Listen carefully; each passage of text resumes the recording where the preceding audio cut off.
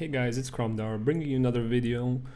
This time it's a Sanguine Depths plus 12 that we did on the Wednesday, the first Wednesday of Tyrannical. Overall the dungeon is quite rough this week with bosses being more difficult.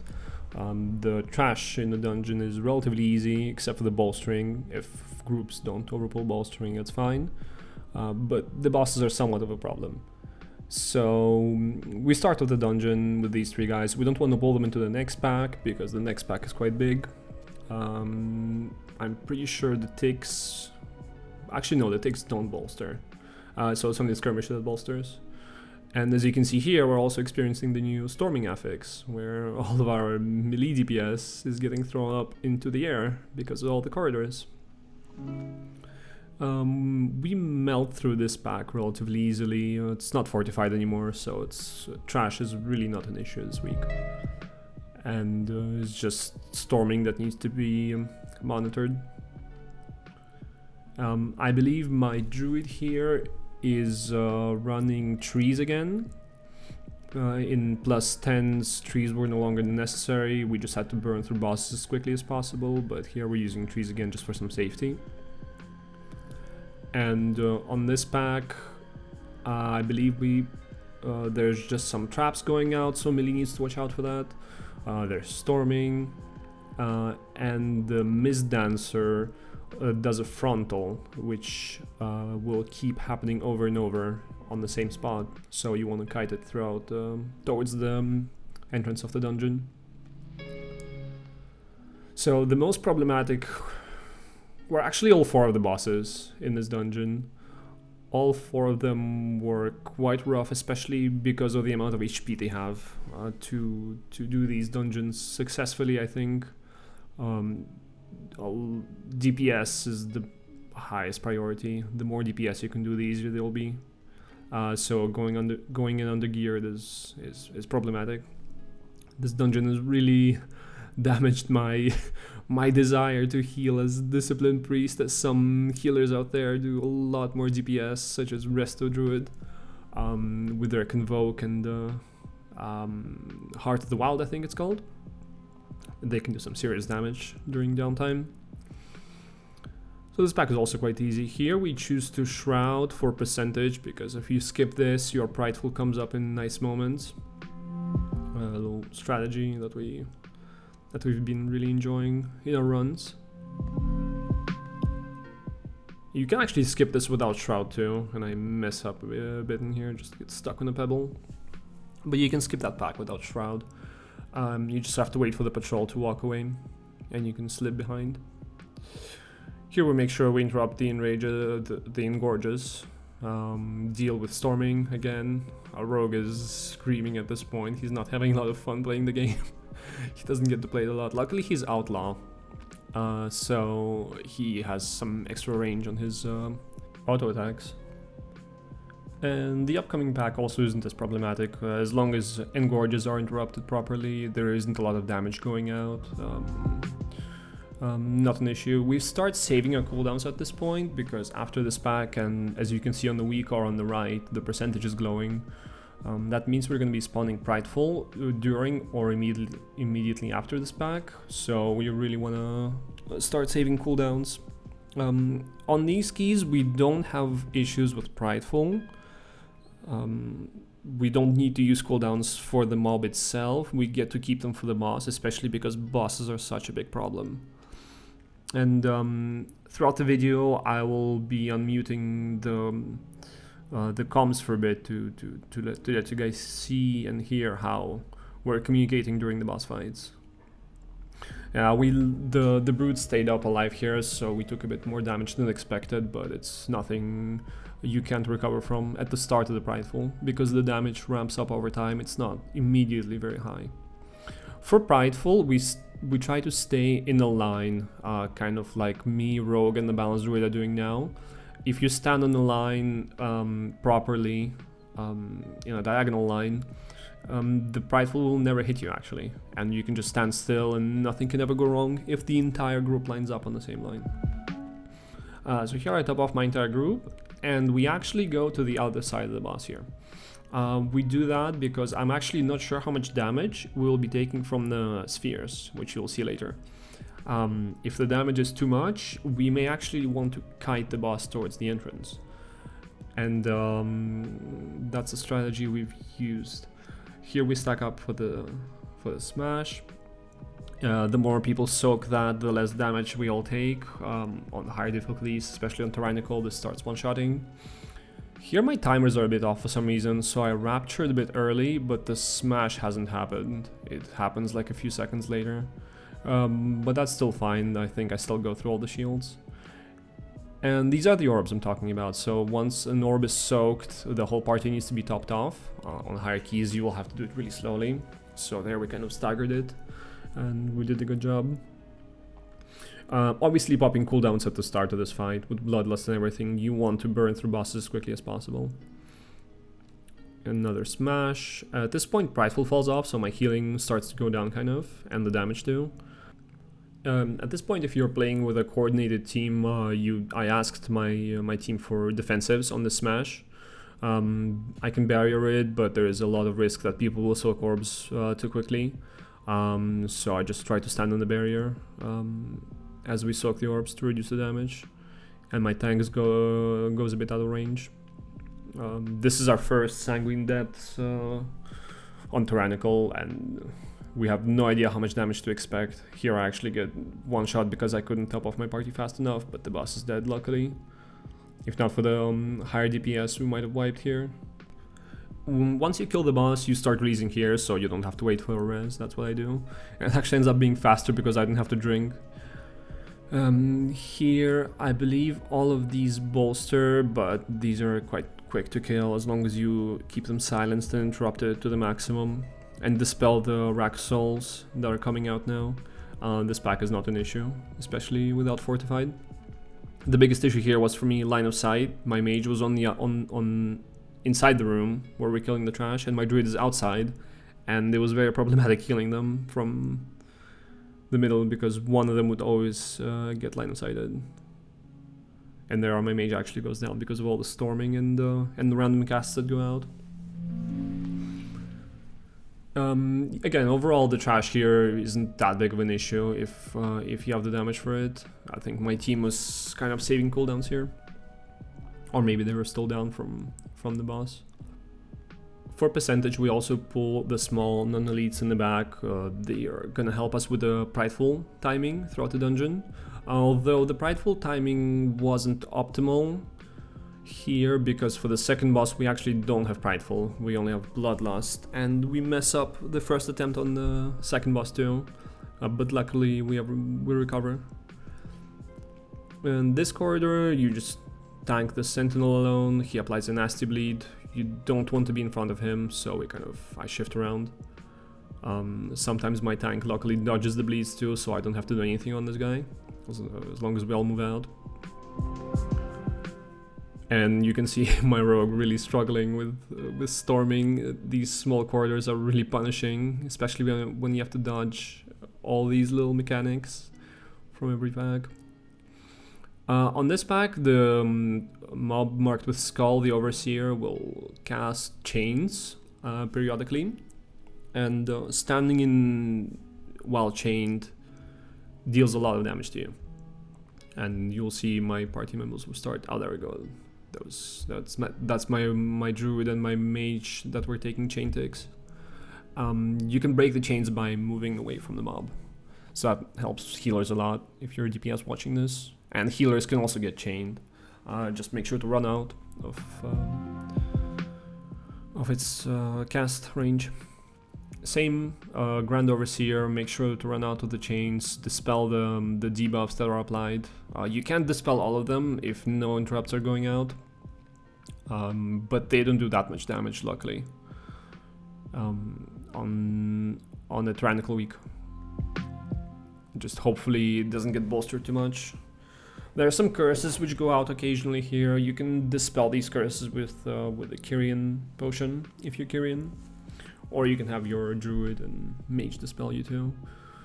I would definitely recommend running with at least one curse dispel here, just in case. Well, actually, it's not that necessary if you have interrupts. Now, this room's gonna spawn Prideful, and this room was a bit problematic because of storming. Storming starts to become a mess here, as you can see. There is not a lot of place to move.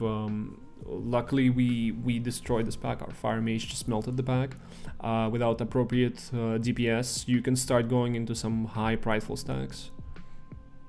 We finish up the mobs, try to find our positioning here. We go into a diagonal again. As you can see, I'm standing. At this point, I think I'm telling my group to line up on a line. And now we're standing in one diagonal, so nobody can get hit. Prideful healing for me is mostly applying Atonement through Radiance and just doing DPS to the Prideful. The faster it dies, the less healing you have to do. And Atonement is quite good at Prideful healing. We almost pulled the patrol there. The timing was a bit unlucky, but luckily we didn't pull it. We do end up ninja pulling a guy later in the dungeon, and I'll mention that. Here we just melt the pack with Prideful. There's another Overseer here. I just decide to tank the chains because I have a Prideful buff, and you can see the damage it's doing to me. If you don't get out of the chains, this is the damage you have to deal with, and on Fortified, that'll definitely kill you.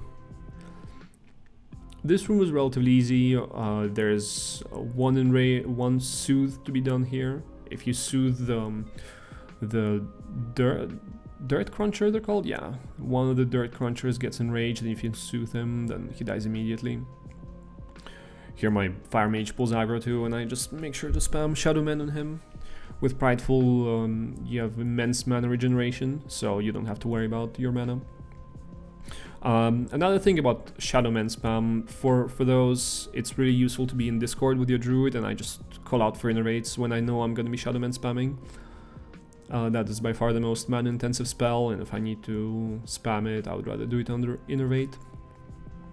It also does quite a bit of HPS, but unfortunately you just cannot afford to spam it most of the time, especially at the start of the pack. This pack is relatively easy. We decide to tackle one pack at a time in this corridor because of bolstering. We've had issues with the Sanguine Depths 10 before, where we pulled like 3 packs together and they got super bolstered, and Prideful spawned in the middle and it didn't go well. And here we actually don't interrupt the shackles, and now my mage is shackled. You can see a little cage around him, and he starts taking a lot of damage, and I have to top him off. That cage cannot be dispelled, it's a physical cage. He cannot blink out of it, and he has Ice Block and cooldown. Again, another Sentinel. Move out of the AoE. Don't stand in front of him, ever. And interrupt the Stone Skin, and otherwise it's really an easy mob. Another mention for this video, our group actually doesn't have a Venthyr, so nobody's activating the lanterns. This dungeon would be much easier with the lanterns, and I think for Tyrannical you would want to perhaps pull the pack right before the boss into this lantern here that we're doing, get the buff, and start going on the boss. This boss was by far the most difficult. It's a big numbers check, in my eyes. You need to do massive damage to kill the ad immediately, to kill the boss, so you can finish the fight earlier. And the mechanical one. I'll explain that a bit more during the boss. Here we have a bit of trouble lining up into a line because the room isn't shaped very nicely, so we try to do our best to avoid the Prideful swirlies. A strategy that helps us again is the person who has the debuff and who's gonna throw out the lines, he stands still while the rest of the party adjusts. That way we're not confused. That really helps our group. I think this is still a small pool. Yeah, we still have nightmares after that previous Sanguine Depths 10 on Tyrannical, and we just decide to go small here and melt this pack one by one as opposed to pulling them all together, simply because they drop all the puddles and they bolster. I'm telling my group at this point to pull them together, but they don't agree with me. Since you have Prideful, your healing is really substantial. Your Shadow Mends can crit for 20k, full healing and DPS pretty much. At this point, we have quite a bit of gear too. Our group is at around 200 item level on average. I'm at 204. I've gotten really lucky with the weekly chest and I got a staff at item level 223. So I gotta say my heals are starting to do quite a bit of work. I'm more confident in my Shadow Mends this time around.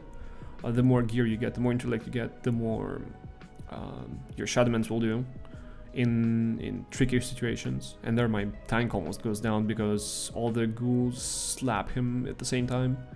But that's not an issue. He's playing a more defensive build this time around, and we can help him kite. And I think we use trees on pull here too. Yeah, at this point I throw them away from the tank with my knockback. We melt the pack slowly. I think we actually outrange some of the bolsters here. Let's see, because there were more mobs than just 5, I think, or 6.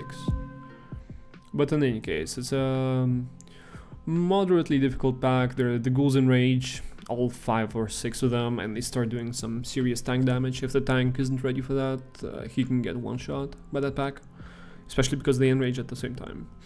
And here is the problematic boss. I think this is going to be a wipe attempt. I'll still comment through it.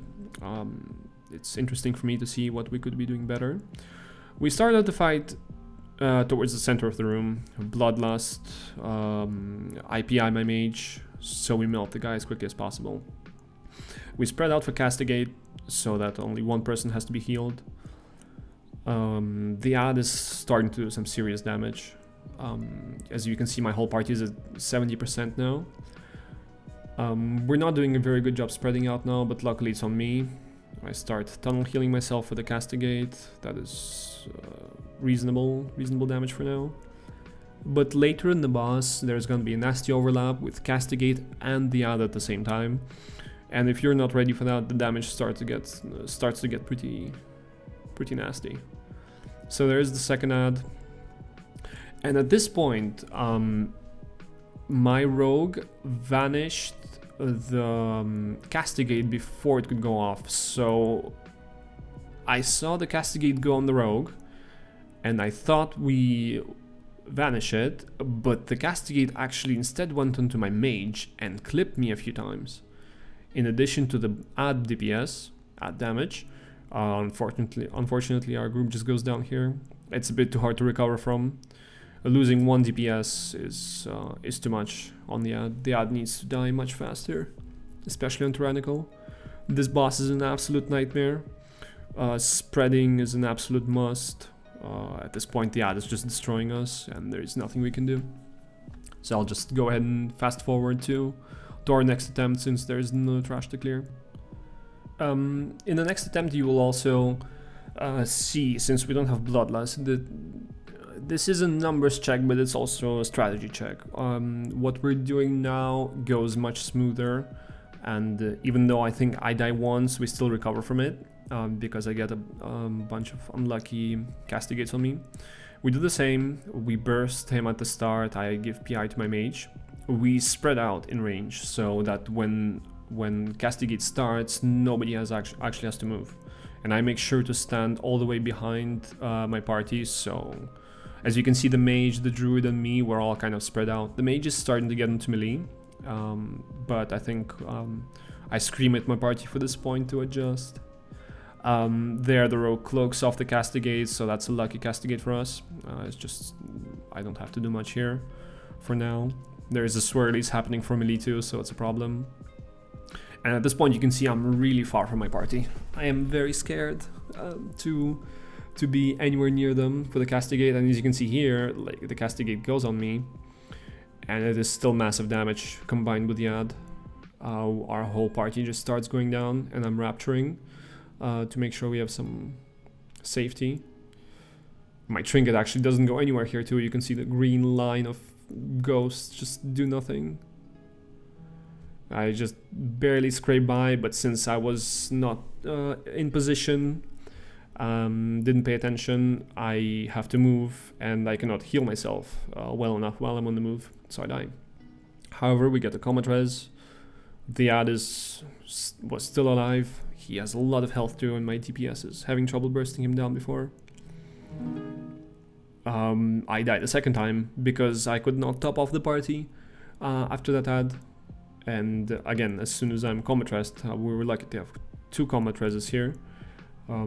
I go back out of range, out of the whole party. We did have some very unlucky castigates, and those decided to kill me. The mage, actually no, the druid ends up going down here because we weren't spread enough. At this point, our comms are already chaotic, and we're screaming at each other to spread, and it's not fun. But luckily, we have enough DPS to burst the boss down, and there it is. The next boss is also slightly problematic. We don't have a strategy for the orbs yet. The whole fight ends up looking like people just scrambling for these orbs, and some people don't get enough, some people get too many, and somebody gets nearly one shot, and it's quite difficult to top off, especially because you have to be on the move after, and atonement healing can be quite scarce. On Tyrannical it starts being not enough. This trash is relatively simple. We use our Druids Interrupt here to make sure they don't cast racks, but otherwise trash is really not a problem this week, except for the last corridor somewhat. The boss there is not Tyrannical. He's still considered as a trash as he walks through that corridor, but she has quite a bit of HP.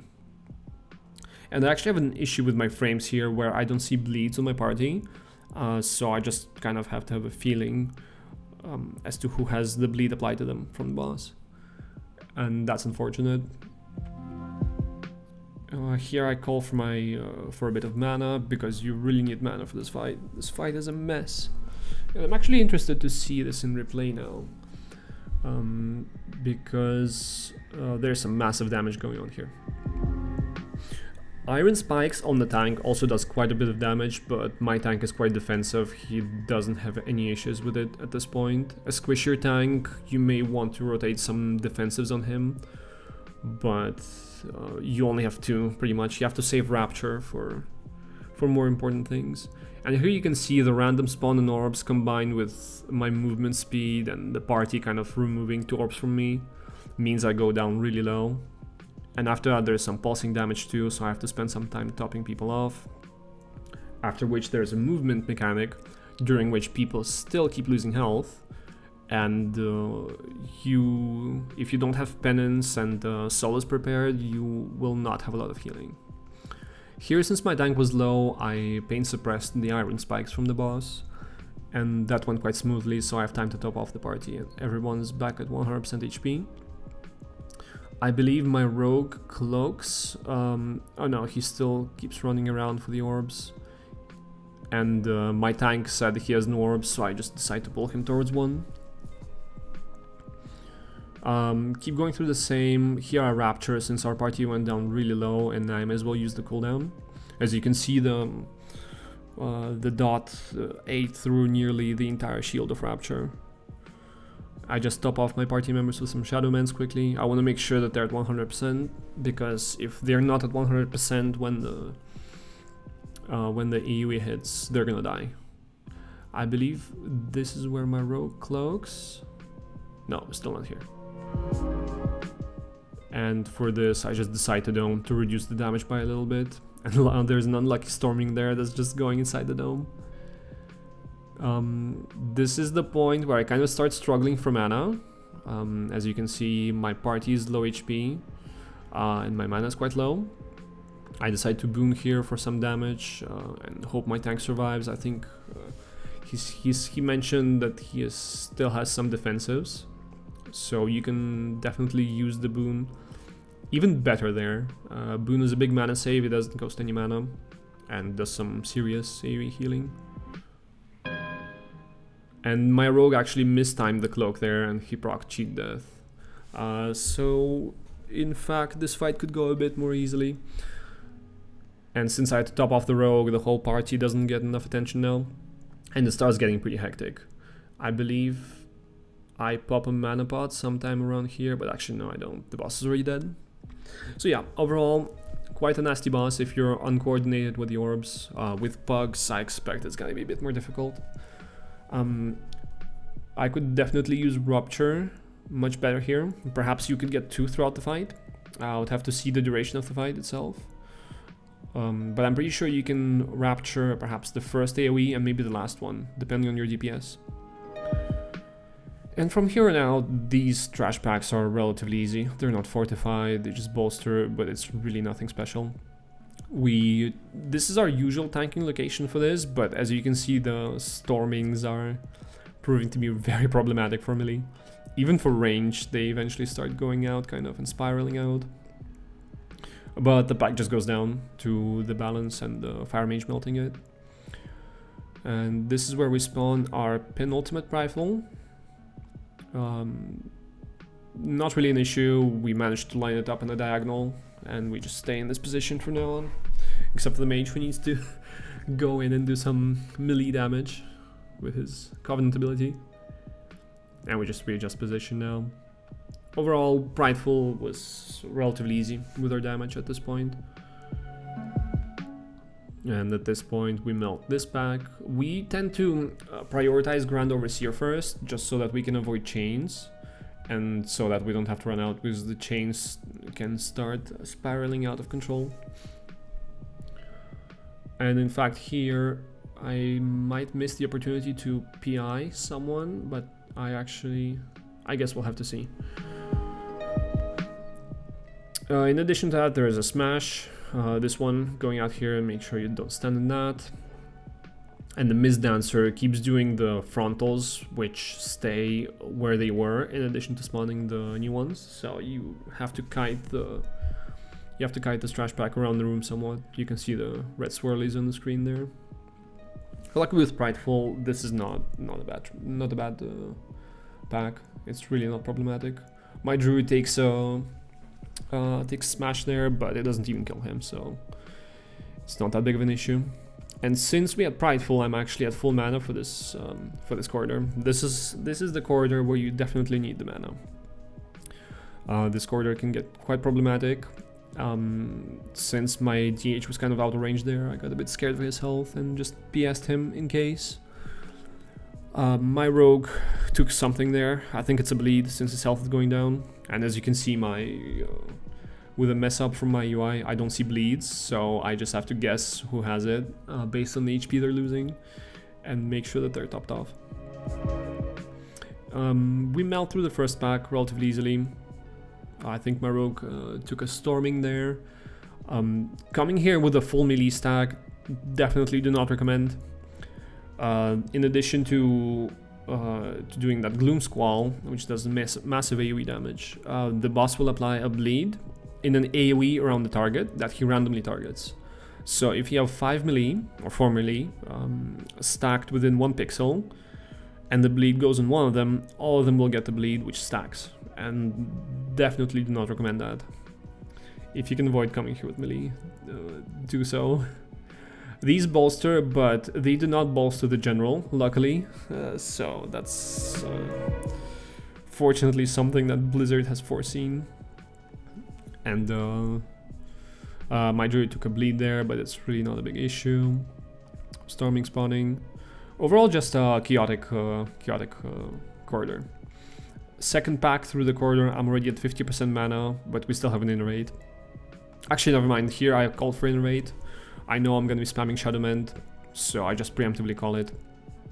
Got a bit scared for my tank there, so I Raptured defensively. A bit too late. I didn't expect that much damage going out in this pack. There's the bleed coming out on my tank. Right, this is the point where, because of one of the storming, the tank flew up into the air and he accidentally pulls a Chamber Sentinel from somewhere. This becomes really messy, and luckily I can recover from this. but this becomes a very, very problematic pack if you ninja pull the Chamber Sentinel. We did not even know you can do that, and the only reason that happened is because somebody went too high up into the air and somehow pulled him in an unfortunate moment.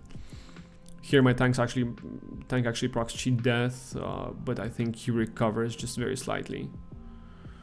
I'm spamming Shadowman on him, actually pull him to me too, so he doesn't get melee attacked. And luckily we pull through it, and I decide to tank the Gloom Squall. I've learned the lesson that you cannot line of sight it, as I was trying to line of sight it behind that little column. And unfortunately the rogue goes down there, but that is something that happens in these kind of pulls. We keep going. I'm at 30% mana at this point, and I've used my mana potion. I'm spamming some Shadowmans. Only 2 packs left.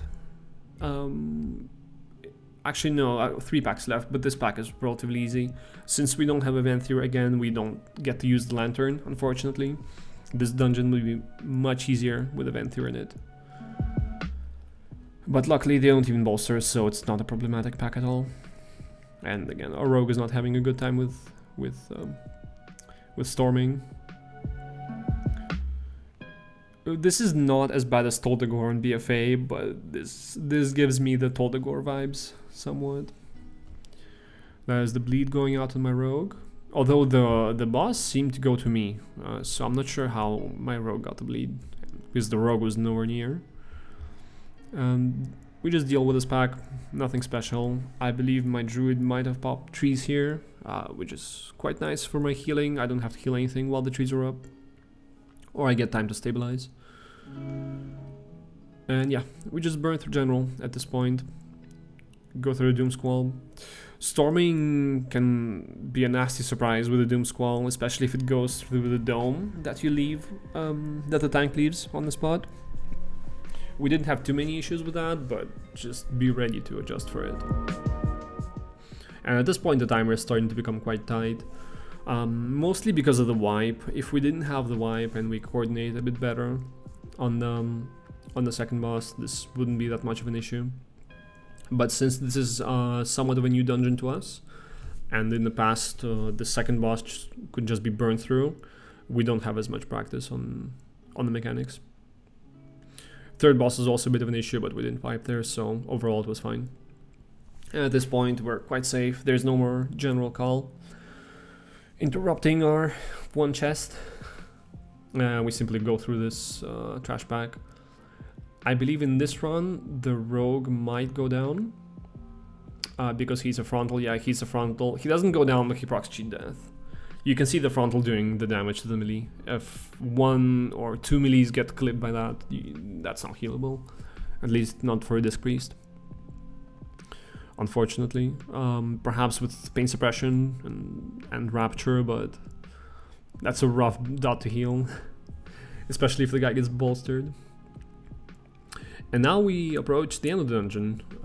The last boss, and I'll show it later, you can cheese one of its mechanics with some movement, and at this point I think I explained to my party that that can be done, because they're not entirely aware. They don't get to heal this, so they don't know that I can actually heal much less than needed. And the less healing you do, the less healing you need to do, the more DPS you can do. So that really helps with Tyrannical weeks. Unfortunately, Disc Priest not the highest DPS healer. Especially if we don't need to heal. If we don't need to heal, our healing is actually really low compared to other healers. Shaman can easily do 2.4k DPS when they don't need to heal, and Druid can easily go up to 5k DPS. They do absolutely massive damage outside of healing windows.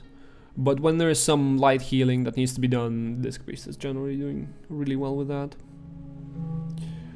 And my group starts to go a bit low here, but you have to keep in mind that as long as the Prideful dies in time, that's not an issue. And after doing Prideful for a few times, you kind of get a feeling for it, when you can stop healing and DPS a bit more. So at this point I have arrow on me and I start running with Angelic Feather, and as you can see, because I kind of disjointed the rush, I didn't get the bleed on me. So this is something I really like to do just to make sure not that much healing is needed. Again, my UI not showing bleeds is quite problematic. I just have to look at the health bars and know that somebody gets a bleed based on the damage they're taking. For the start of the fight we have Prideful, so it's not a problem to heal. Later on in the fight it becomes quite chaotic, and as you can see here we're kind of all clumped up together for the movement mechanics. And this is where Prideful falls off. Naturally, for the start of the fight, we combine Bloodlust, PI, all the cooldowns possible with Prideful, so we get the most benefit out of it. And I actually mess up the movement mechanic here. But it's not that much of an issue. The biggest issue in this fight is definitely the bleed. If the party is coordinated and they're mostly ranged, you can definitely disjoint the bleed consistently. Especially with some movement. Any sort of additional movement works out very well here. And I actually take a hit from the AoE in favor of taking the bleed, because the AoE doesn't do continuous damage. Again, bleed on me. I tried to disjoint it. Perhaps I failed to disjoint this one, and I've used the Kyrian pot before. Yeah, there we go. There I take the bleed, and this is where the healing becomes quite chaotic. My druid goes down.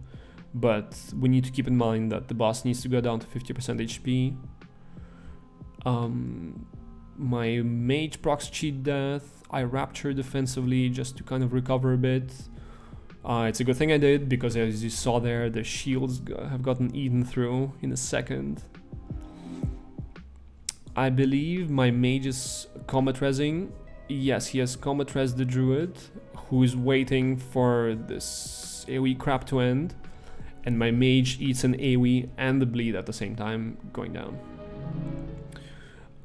At this point we do not have a combat res from the druids, but the boss is at 51% HP. He needs to go to 50% to die, so we just decide to burst through it. And there it is. This is the one chest. Again, overall very chaotic on the bosses if you're playing with an uncoordinated group. This dungeon will get easier as people kind of get a feel for it, but so far I feel like people went through this dungeon on maybe Mythic 0 or some lower Mythic Plus keys, and they disregard mechanics because the healer can just heal through them. If you're a DPS or a tank playing with a Disc Priest, it's quite problematic if mechanics aren't done properly here. This is somewhat of a mechanical dungeon, but also requires high numbers. Anyway, thanks for watching, and I'll see you next time.